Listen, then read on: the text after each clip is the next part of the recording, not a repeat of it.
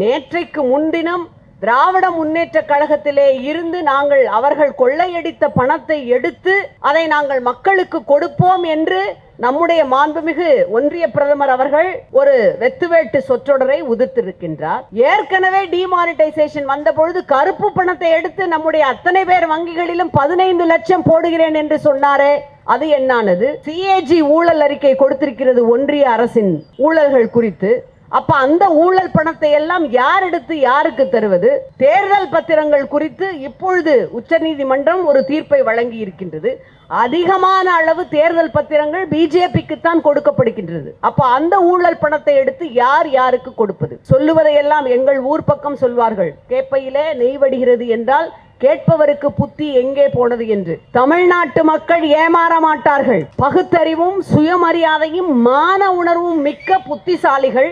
உங்களுக்கு தக்க பதிலடியை வருகின்ற நாடாளுமன்ற தேர்தலிலே அவர்கள் நிச்சயம் தருவார்கள். பேரறிஞர் அண்ணா அதைத்தான் சொல்லுவார், சுயமரியாதைக்காரர்களுக்கு 2 எஜமானர்கள் தான். ஒன்று மாநில மக்களாகிய நீங்கள், இன்னொன்று மனசாட்சி. இந்த 2ஐ தவிர வேறு எந்த அதிகார மையங்களுக்கும் நாம் மதிப்பளிக்க வேண்டும், ஆனால் அஞ்ச தேவையில்லை என்று சொல்வார். அந்த அஞ்ச தேவையில்லை என்றுதான் இன்றைக்கு இந்த பாசிச ஒன்றிய பாஜக அரசை எதிர்த்து நாங்கள் ஒன்றிய அரசிற்கு கொண்டு வருகின்ற திட்டங்கள் எங்களுக்கு வந்தால் நிச்சயமாக நாங்கள் மதிப்பளிப்போம். ரொம்ப மகிழ்ச்சியான விஷயமா இங்க பெண்களுக்கு தான் கூடுதல் இடஒதுக்கீடு இருக்கு. நீங்க தான் நிறைய எண்ணிக்கையில் இங்க நம்முடைய தளபதி காப்பது மண் உரிமையா பெண் உரிமையா என்பதை மிக அழகாக பாட்டு பட்டிமன்றத்தில் எப்படி விளக்குகிறார்கள் என்பதை கேட்பதற்கு ஆர்வமுடன் வந்திருக்கிறீர்கள். உங்கள் அனைவருக்கும் என்னுடைய அன்பான நன்றியும் வணக்கமும். இந்த இடத்திலே இந்த நிகழ்ச்சி நடப்பது என்பது எனக்கு கூடுதல் மகிழ்வு, மனநிறைவு. ஏனென்றால் சமீபத்திலே தான் என்னுடைய நாடாளுமன்ற உறுப்பினர் நிதியிலே இருந்து இந்த பேருந்து நிலையம் இங்கே நம்முடைய மாண்புமிகு அமைச்சர் மரியாதைக்குரிய மாவட்ட செயலாளர் அண்ணன் மாசு அவர்களால் இந்த இடத்திலே திறந்து வைக்கப்பட்டது.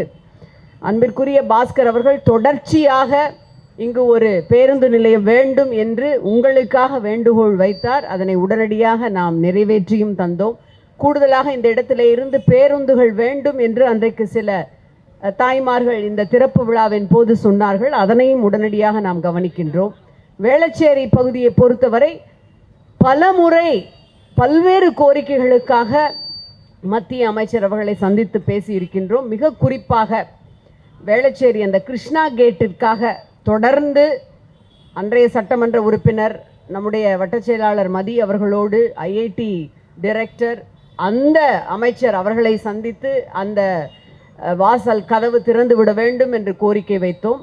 மிக சமீபத்திலே பெய்த மழையின் பொழுது IITயிலே இருந்து வெளிவருகின்ற அந்த தண்ணீர் வேளச்சேரி தெருக்களிலே கலக்கிறது என்று ஒரு குறை நமக்கு தெரிவிக்கப்பட்டது. அதனையும் ஒரு கடிதமாக எழுதி கொண்டு சென்று போய் அமைச்சரிடம், மத்திய ஒன்றிய அமைச்சரிடம் கொண்டு போய் கொடுத்தோம். ஒரு நாடாளுமன்ற உறுப்பினரின் பணி என்பது தொகுதியிலே மக்களுடைய குறைகளை கேட்டு அதனை ஒன்றிய அரசு தீர்க்க வேண்டும் என்றால் அதற்கு கொண்டு செல்வதுதான். அதற்கு எங்களுக்கு வழிகாட்டியாக இருப்பது முத்தமிழறிஞர் தலைவர் கலைஞரும் மண்ணுரிமை காக்கின்ற நம்முடைய மாண்புமிகு முதலமைச்சர் மரியாதைக்குரிய தளபதி அவர்களும் தான். ஆகவேதான் இந்த தலைப்பு மண்ணுரிமை காப்பதும் பெண்ணுரிமை காப்பதும். வர்றதுக்கு முன்னால பேராசிரியர் அழகா NSKயுடைய பாடலை பாடினாரு. ரொம்ப நல்லா அந்த சிரிங்கிற பாடலை பாடினாரு. அவருக்கும் தலைவர் கலைஞருக்கும் நடந்த ஒரு முக்கியமான ஒரு இன்ட்ரெஸ்டிங்கான ஒரு சம்பவம் உண்டு. தலைவர் கலைஞர் வசனம் எழுத வேண்டும் என்று இந்த மணமகள் படத்துக்கு பின்னால் வசனம் எழுத வேண்டும்னு NSK தலைவர் கலைஞரை பார்க்க போகிறாரு. எழுதிக்கிட்டு இருக்கிற கலைஞர் வரவேற்று உட்கார வச்சு பேசிகிட்டு இருக்கிறப்போ அடுத்த படத்துக்கு நீங்கள் தான் எனக்கு எழுதி தரணும்னு கேட்குறாரு. நிச்சயமாக பண்ணுறேன் அப்படின்னு தலைவர் கலைஞர் சொல்கிறாரு. சம்பளம் எவ்வளவு அப்படின்னு கேட்குறாரு. சம்பளத்தை பற்றி எனக்கு ஒன்றும் இது இல்லை, நீங்கள் கொடுக்கறது தான் சம்பளம்னு தலைவர் கலைஞர் சொல்கிறாரு. அப்படியா அப்படின்னு 3 போட்டு இது பரவாயில்லையா அப்படின்னு கேட்குறாரு. பரவாயில்ல அப்படிங்கிறாரு தலைவர். அப்புறம் அந்த 3 0க்கு அப்புறம் ஒரு 1 போட்டு போனால் போட்டோம் இது பரவாயில்லையா ₹1 கேட்குறாரு. நம்முடைய தலைவர் கலைஞர் ஒன்றும் பேசாமல் அந்த பேப்பரை அப்படியே வாங்கி இப்படி திருப்புறாரு. அது ₹1000 வருது. இதுதான் தலைவர் கலைஞருடைய சமயோசித சொல்லாடல் என்பது.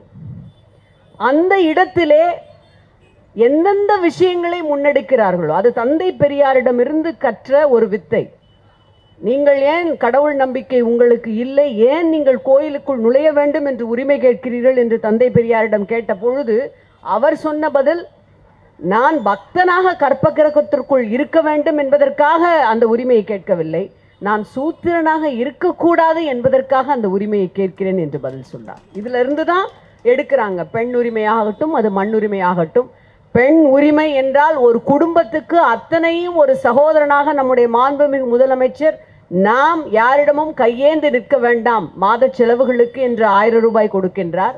நம்முடைய குழந்தைகள் பெண் குழந்தைகளாக இருக்கும் பட்சத்தில் +2 அரசு பள்ளியிலே பயின்றால் உயர்கல்விக்கு அரசு செலவை ஏற்பதோடு அந்த குழந்தைகளுக்கும் மாதம் 1000 ரூபாய் தருகின்றார். ஆண் குழந்தையாகட்டும் பெண் குழந்தையாகட்டும் அந்த திட்டத்தை இப்பொழுது ஆண் குழந்தைகளுக்கும் தமிழ் புதல்வன் என்று இந்த நிதியாண்டிலே விரிவாக்கம் செய்திருக்கின்றார். எந்த குழந்தையாக இருந்தாலும் பரவாயில்லை, பசித்த வயிறோடு படிக்கக்கூடாது என்று காலை உணவு திட்டத்தை தருகின்றார். இத்தனையும் இந்த மண்ணிலே இருக்கின்ற தமிழர்களாகிய தமிழச்சிகளாகிய நாம் உரிமையோடு தன்மானத்தோடு தலை நிமிர்ந்து வாழ வேண்டும் என்பதற்காக. பேரறிஞர் அண்ணா அதைத்தான் சொல்லுவார், சுயமரியாதைக்காரர்களுக்கு 2 எஜமானர்கள் தான், ஒன்று மாநில மக்களாகிய நீங்கள், இன்னொன்று மனசாட்சி. இந்த 2ஐ தவிர வேறு எந்த அதிகார மையங்களுக்கும் நாம் மதிப்பளிக்கலாம், மதிப்பளிக்க வேண்டும், ஆனால் அஞ்ச தேவையில்லை என்று சொல்வார். அந்த அஞ்ச தேவையில்லை என்றுதான் இன்றைக்கு இந்த பாசிச ஒன்றிய பாஜக அரசை எதிர்த்து நாங்கள் ஒன்றிய அரசிற்கு கொண்டு வருகின்ற திட்டங்கள் எங்களுக்கு வந்தால் நிச்சயமாக நாங்கள் மதிப்பளிப்போம்.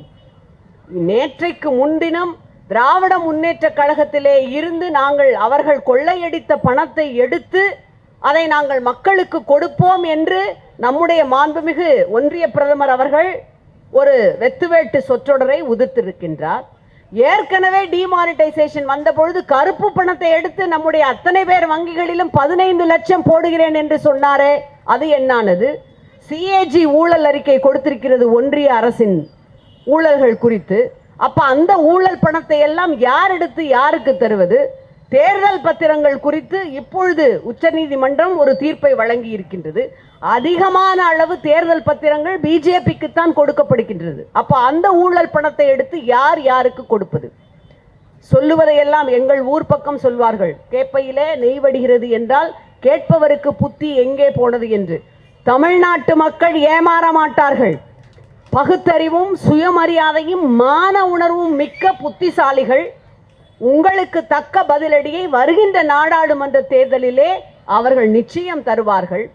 அந்த மக்கள் இன்றைக்கு கலை இலக்கியத்தின் வாயிலாக, குறிப்பாக இசையின் வாயிலாக நாம் கடந்து வந்த பாதை திராவிட மாடல் ஆட்சி குறித்து இந்த கலைஞர்கள் அழகாக தங்களுடைய வாதத்தை பிரதிவாதத்தை முன்வைப்பதை கேட்பதற்காக இங்கே கூடியிருக்கிறீர்கள். கேட்கின்ற விஷயங்களை மிக நன்றாக நீங்கள் ரசித்து மகிழும் பொழுது அதை உங்கள் இல்லத்திற்கும் எடுத்து சென்று அசை போடுங்கள். அக்கம் பக்கத்தவருக்கு பேராசிரியர் சொல்கின்ற கருத்துக்களை பகிர்ந்து கொள்ளுங்கள். எந்த தடத்தின் வழி வந்திருக்கின்றோம்? திராவிட முன்னேற்ற கழகம் என்பது என்றென்றைக்கும் நம்முடைய தமிழர்களுடைய மண் உரிமைக்கும் பெண் உரிமைக்கும் நிற்கின்றது. அதை 40லும் வெற்றி பெற செய்ய வேண்டும் என்கின்ற உறுதியோடு நாம் அனைவரும் இந்த இடத்திலே இருந்து திரும்பும் பொழுது உறுதியுடன் செல்வோம். நன்றி. நன்றிக்கா. சூப்பர்.